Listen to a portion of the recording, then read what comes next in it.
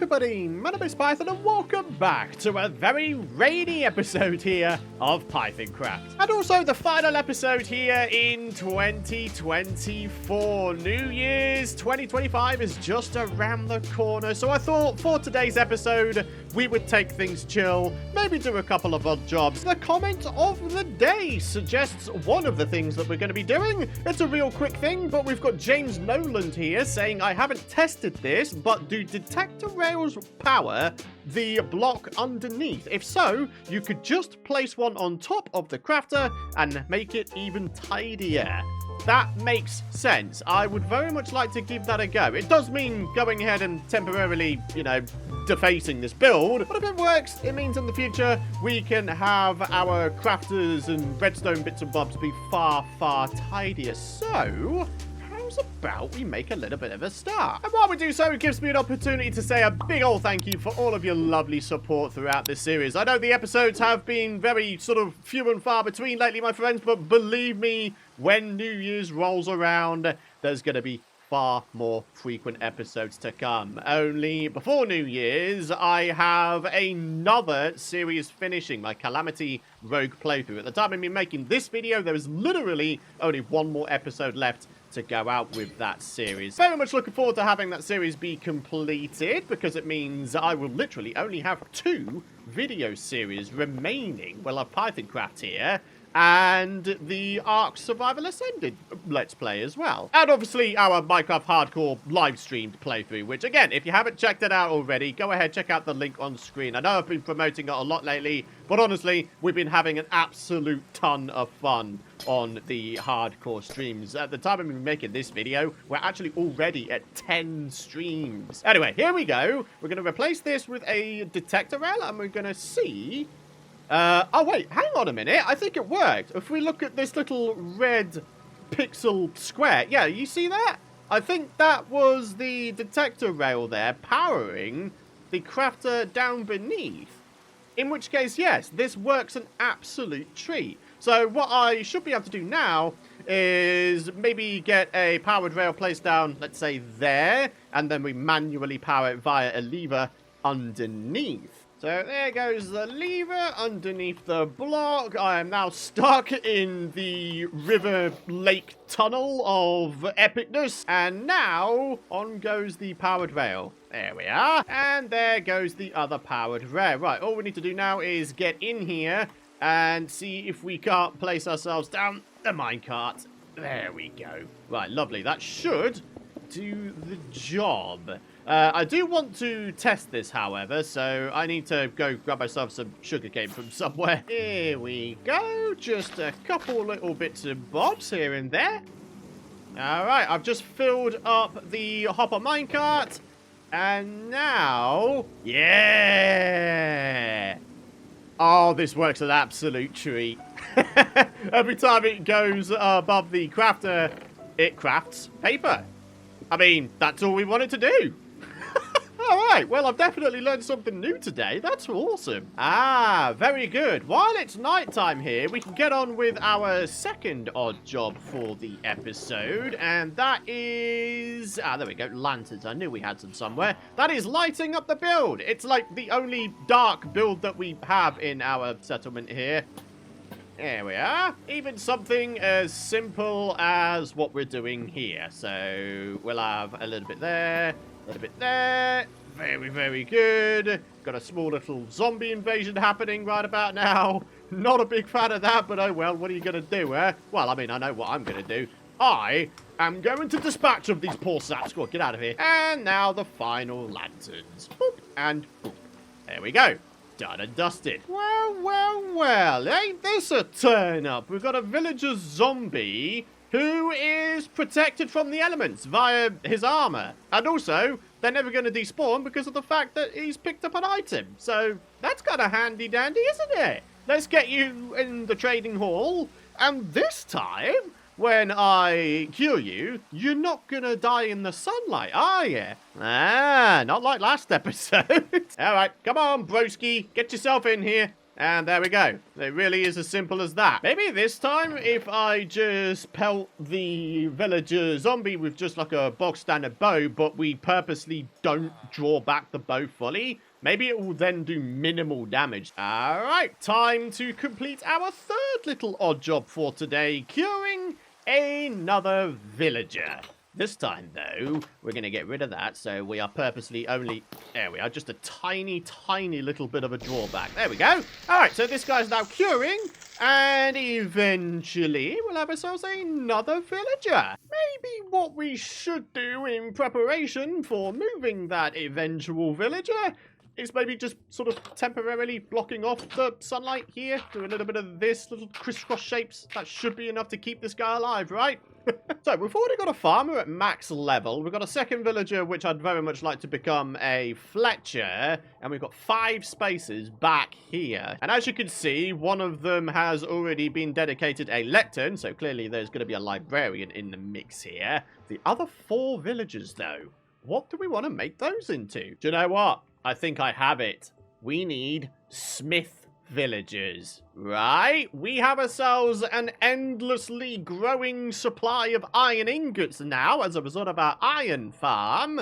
So, armor smith, toolsmith, weaponsmith, all 3 of them are capable of having iron trades where you get emeralds. I'm wondering though, maybe what we could do with the little rudimentary villager breeder we've got going on over here, maybe we could purposely allow a zombie to infect all of the villagers. We then cure everyone in here, and then everybody has villager zombie curing discounts. And in the case of smith villagers, that should make it to the point where you literally only need to give them 1 iron ingot instead of, I think, 4, so you can get yourself an emerald. Oh, that's such a good idea. Alright, there's some little bits and bobs I need to do in preparation for that, if I'm going to try that. So, let's start off with some form of roof, so that the eventual villager zombies don't all die. Need a whole bunch of beds, so we can breed the villagers up in the first place, of course. So, here we go, 6 beds being placed down. Alright, very, very good. Right, these folks should now be able to breed, right? Alright, there you go. There you go. In fact, you know, just have the whole bleeding knot. Oh, there we go. Oh, good grief.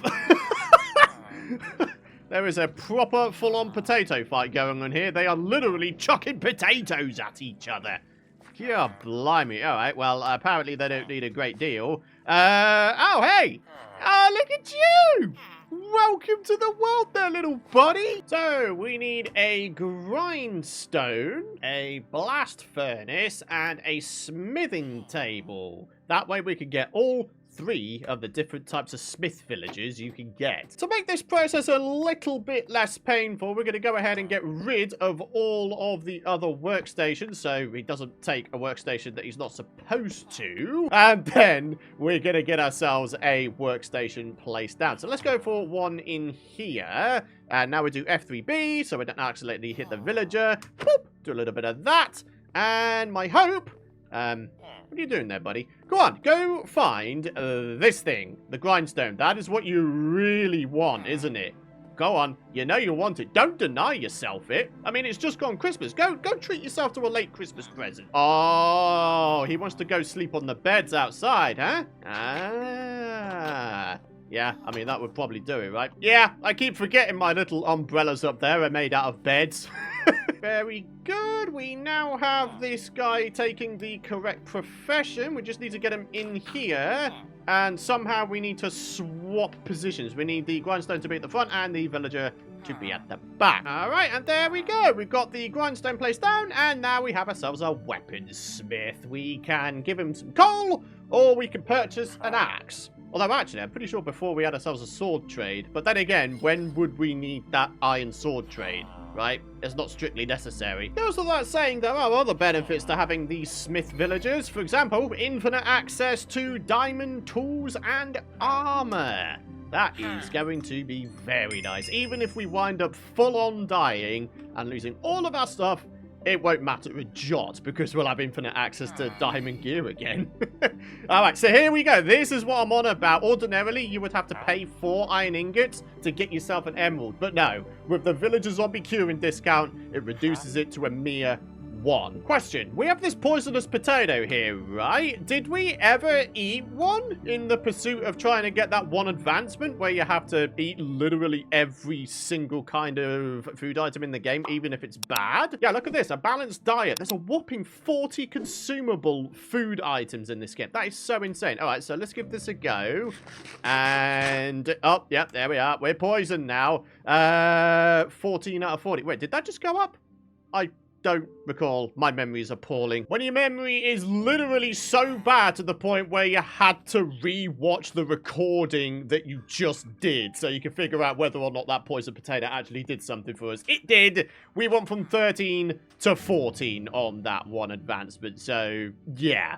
Future Python, you've already consumed a poison potato. You don't need to do it again. Although, let's be honest, I'm gonna forget anyway, aren't I? Oh, snappers. Looks like we've got ourselves an expanding family here. Ah, there you are. Welcome to the world there, little broski. So, to fill up the trading hall, we need, I think, 6 more villagers. 2 for the 2 corners, and then 4 for that sort of line of villagers, right? Yeah. Okay, only 2 more villagers to go in which case. Dude, look at how much iron we have now. That is absolutely dumb though, isn't it? This hasn't even been here for that much time. And there's already a full row of iron ingots. That is so gnarly. All right, come on then. Let's get some levels up for you there, broski. What you gonna give me at gold level? Oh, that's kind of poo, but never mind. We're gonna keep on with the iron trade. And at emerald standard, we have, oh, look at that, a diamond axe. We could also trade diamonds themselves. That might be the way to go, to be fair. I'm pretty sure I've got an okay supply of diamonds. Oh, good grief. Yeah, we have plenty of diamonds.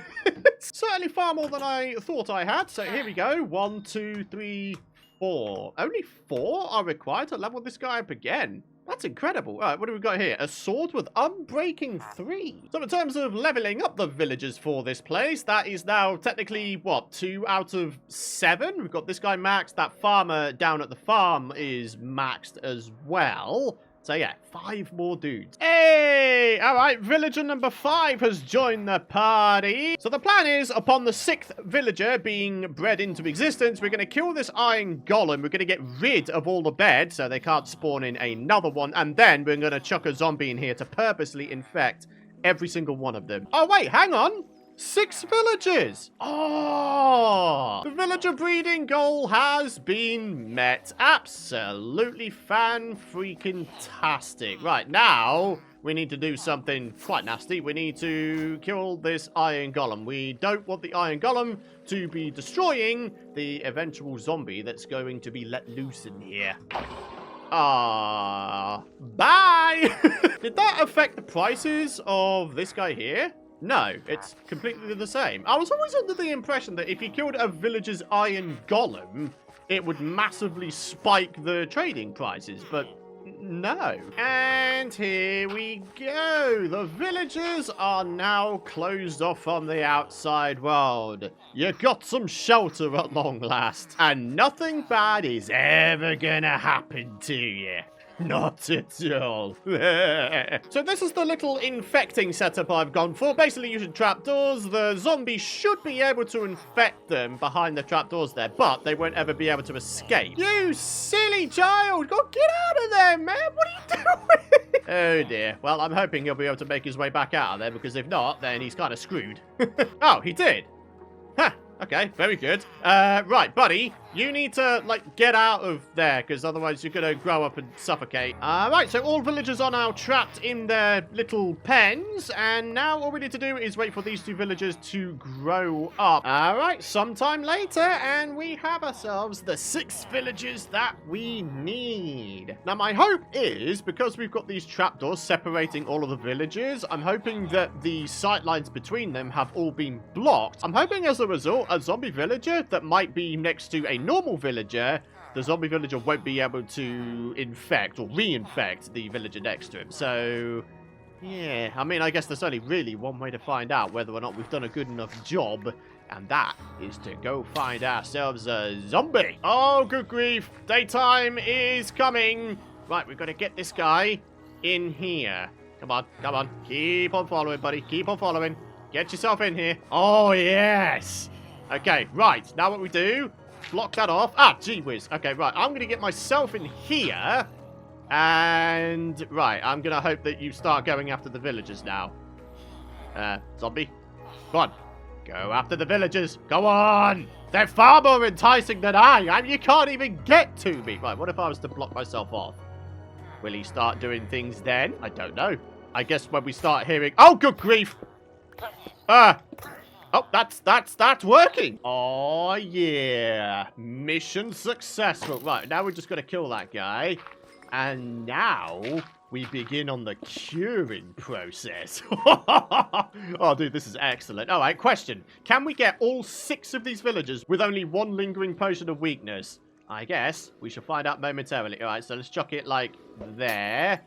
And 2, 3, 4, 5. Oh, nearly all of them. All right, so do that. And then boom and boom. So there we are! 6 villager zombies being cured simultaneously. And again, I'm going to hope that by having trapdoors between them all, it's going to stop them reinfecting each other.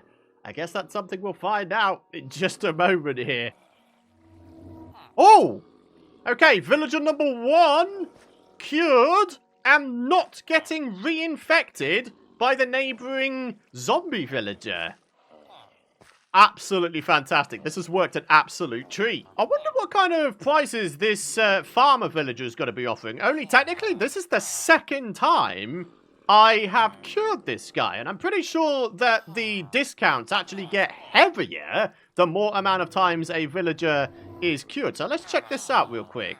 Is that much different from the norm? 16 instead of 22? I don't think so. But I don't really know. I've never really tried infecting and curing villagers sort of multiple times over. And there we are. All 6 villagers cured. Right, all I need to do is get myself a minecart rail established, and then we can get on with transporting these guys into the villager hall. Well, this is probably going to take a while and probably quite some resources, but it's going to be worth it in the finish. So, minecart rails are placed. All we need to do is try and get the villagers in the carts, which, of course, is usually easier said than done, and it'll probably wind up being the case this time as well. Right, if I can maybe break this trapdoor, right, and then we get ourselves a rail placed down. Then we get a minecart. It is my hope that this guy will go into the minecart. Oh, jeez. Have I messed things up? Oh, no, he's off. Oh, it's working. Oh, my goodness me. The only thing is, this is the wrong one. Only this leads directly into the farmer pen. What have I done? Yeah, maybe I should have gotten the correct villager first, eh? That would have been a pretty good idea. But there we are. You are in the pen. So, let's send you off on yet another trip. Go on, up the hill. Go on, go on. And then into the corner. And you, my good sir, are going to become our Fletcher. So, that's 1 villager transported. Let's get all the rest of them over there as well. Okay, this next one will indeed be the farmer. We want him to go into his correct space, don't we? So, rinse and repeat the process. Make sure we're not accidentally hitting anyone. That's the last thing we want. Minecart goes there. Then we need to do a little bit of this. Right, okay, and then there you go. Oh, yeah. And here we are, my friends, the final villager being put in his place. Boop. There we are. And now we just got to get the minecart back. I mean, we should just be able to drop in and get ourselves out. Yeah. Right. Now it's time for a little bit of Operation Restore. Am I the only one who finds it a little bit bonkers that we still don't have Depth Strider on a pair of boots? I mean, really, we're 27 episodes into this series, still no Depth Strider. So as a result, this whole cleanup process is taking so much longer. I just hope that these items don't wind up despawning. Alrighty, Operation Cleanup is a success. We are now ready to maximize the levels of all of these dudes. And in some cases, of course, cycle their trades so they give us something more useful to us. Like in the case of these villagers here, maybe a little bit of Unbreaking 3. We already have a mending book trade. Unbreaking 3 is the other sort of quintessentially, universally useful enchant. Very good. So with this Fletcher, this is probably the ideal start. We have a stick trade so we can get emeralds, and then we've got arrows should we need them. Blimey, a rally. We'd have to purchase a crazy amount of bows to continue leveling this guy up. What about... Okay, that does nothing. What about the stick trade? That is a minuscule amount of XP. No matter what, this is going to be a painstaking process to get this guy to level up. I mean, actually, that wasn't too bad amount of XP right there. All right, so purchase ourselves a bunch of bows. All right, and now you level up again. Now we've got an Unbreaking 2 bow for 11 emeralds. That is a completed total rip-off. The good news, though, is we still get a good amount of XP when we purchase crossbows. So I guess we're going to go absolutely mad with the crossbows. Anyone else kind of wish that in addition to using bows to create dispensers, you could also use crossbows? I mean, I don't know. I feel like they should both be able to be made into dispensers, but maybe that's just me. I just want another use for these instead of going ahead and just chucking them in the ocean, littering the place. What is this? That is such a small amount of XP. Oh, how many of these are we going to have to purchase? That's 6, 7, 8, 9, and 10. Yeah. I mean, the good news is we could go ahead and just put these in the blast furnace here and just, you know, get ourselves a little bit of a supply of iron. Not that we really need it, but it's better than just chucking it away, right? Oh, no! This guy is not offering an iron trade. That means there's only going to be 2 villagers from which we can get ourselves emeralds from iron. The armorer is the only smith villager that has a chance of not offering an iron trade. I don't think that should be the case, personally. I think all smith villagers should be able to purchase iron from you. So now what we need to do is purchase for ourselves a crazy amount of chainmail armor. 12 bits of chainmail armor. That's what I've just had to purchase to level this guy up again. That is absolute madness. And look at it. We have to purchase even more chain armor even still. 8 chainmail helmets. Dude, this game is having a laugh, surely. Right, what are we... Wow! Whoa! Whoa! Holy guacamole! Okay, I take every single thing I was complaining about back. Completely. 2 of these, and we have ourselves Projectile Protection 4, Feather Falling 4, Unbreaking 3. What an insane trade! And then here, get 2 of these, and you got yourself a nice Protection 4, Unbreaking 3 pair of leggings. That is incredible! Okay, I mean, I was kind of wondering whether or not leveling this guy up would be worth it, but, yeah. Absolutely, it's been worth it. Good grief. So for all that iron and chain armor I purchased, I've been able to get myself a whopping equivalent of only 3 iron ingots back. Whoa! Here we are, my friends. The armorer is finally max level. Projectile Protection 4 just by itself. That's actually not too bad. And then Protection 3. Do you know what? This is a great set of armor to start things off. If ever we wind up with a situation where we lose all of our items, this is a fantastic starter set of diamond armor, isn't it? Like, seriously, it is. Right, now for the toolsmith. And now we're going to be going mad with a whole bunch of stone tools. Another iron trade. Now we've got a hoe trade. Got ourselves our second diamond axe trade and a diamond shovel here. And finally, it should be a pickaxe, right? Yep, there it is. Very, very low level enchants here, which is unfortunate, but ah, well. Alright, my friends. So at this point, I'm trying to cycle through the trades here until we get certain enchanted books. As I mentioned before, we're going to have Unbreaking 3 as one of the book trades to start things off. And then I'm thinking for the second villager, and I really did try to rack through my brain to think about what would be the most effective and useful enchant. I'm thinking Efficiency 5. if we want to make ourselves some new tools for whatever reason, we can upgrade them up to efficiency 5 off the rip. And then obviously having unbreaking and mending trades, we can make every single new tool into just a basic workhorse tool if we wanted to. So yeah, unbreaking 3 and efficiency 5. So what's going to appear first? Unbreaking 3 or efficiency 5? My money is on unbreaking 3, but who knows? Such is the nature with RNG, you just don't know which way things are gonna go. And here we go, my friends. Unbreaking 3 available as a book trade for only a singular emerald. At least I was right, I predicted this, and here it is. We can also trade paper, so let's go see how our auto paper maker is doing. Hey, that's not too bad. That's a good amount of XP you get per trade as well. I'm a big fan of that. How about you give me 4 enchanted book trades? Oh, there's a second one. Look at the C2. That's not too bad, actually. We buy 2 of those. I mean, it's not exactly very expensive, is it? Buy 2 of those, we got luck at the C3. That's pretty good going. Go on, third book trade. Boom. Oh my goodness me. What have we got? Fire aspect 2. Hey, that's actually kind of all right. Wow, what a villager. Oh, also, we do indeed have ink sacs. So, that only takes 4 to level up. That is mad. Okay, come on.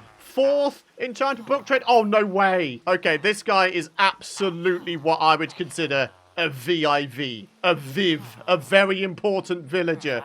4 mid to top tier enchants. This is mid tier because it's only level 2 out of 3, but the rest of it, Frostwalker 2 especially, normally this is like maddeningly difficult to find, but no, 1 emerald.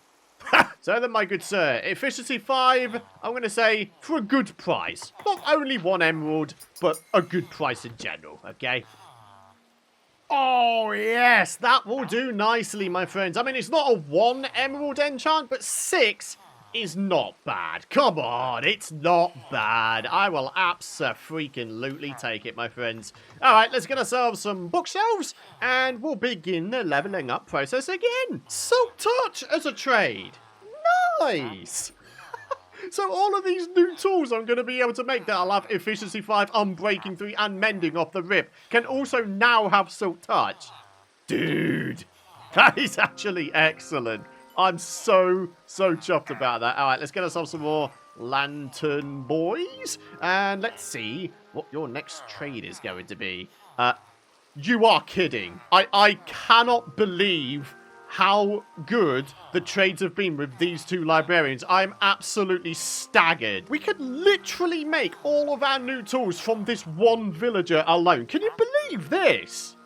What kind of godlike RNG have we managed to stumble across with this villager? Seriously. And there we are. We're just about there with maxing out all of the villagers we have in our trading hall. The farmer is done and dusted. The Fletcher is done and dusted. These 2 frankly amazing librarian villagers are done and dusted. And the 3 smith villagers are done and dusted. So all that's left to do, my friends, is to say a big old thank you to Brian Dara for the $4.99 donation since the last episode. Thank you, Brian. Really appreciate that. Now, of course, we did the comment of the day at the start of today's episode. So all that's left to do is to say an enormous, massive thank you for all of your lovely support throughout this series and indeed the channel since it has come back. I'm very excited for 2025 because it will be our first full year of sort of returning back to the OG days where it was Python GB for Terraria and Ark and Python MC for Minecraft here. So I really do hope you folks are excited for what is to come in 2025, starting off with far more frequent Pythoncraft episodes. I'm actually very much looking forward to that. Only I really do feel like a lot of the time I lose interest in my worlds because I'm just not playing on them enough, so therefore I don't feel like I'm like immersing myself in my worlds that much. I mean, think about the past, right? Python's World, that started off as a daily series, and as a result of it being a daily series, I felt like I was far more into what I was doing. So yeah, I really do feel like that is the way forward. Whether or not we'll ever return to the days of having daily Minecraft content remains remains to be seen, I guess. But certainly for January, I'm going to be making a proper conscious effort to have far more Minecraft content on this channel only. I know you guys enjoy it. I really enjoy it as well. So long as I don't get burnt out, of course, which I know, you know, historically I do get burnt out. But let's be honest, I think we all get burnt out at times, don't we? But the brass tacks of the matter is this, my friends. We are well and truly back here on Python MC with Minecraft content. And I'm very excited for the future. And I really do hope you guys are as well. And the final thing to say, of course, is I really do hope you guys have a fantastic New Year's. Stay safe. Have fun and be responsible, okay? And above all else, I hope you have a lovely time. Thank you so much for watching. Thank you so much for all of your lovely and continued support throughout the series and indeed the channel. I can't tell you how much I appreciate it, but yeah, let's hit the ground running in 2025 with a whole bunch more Minecraft content. Thanks for watching, and I'll see you folks after New Year's. Bye-bye for now.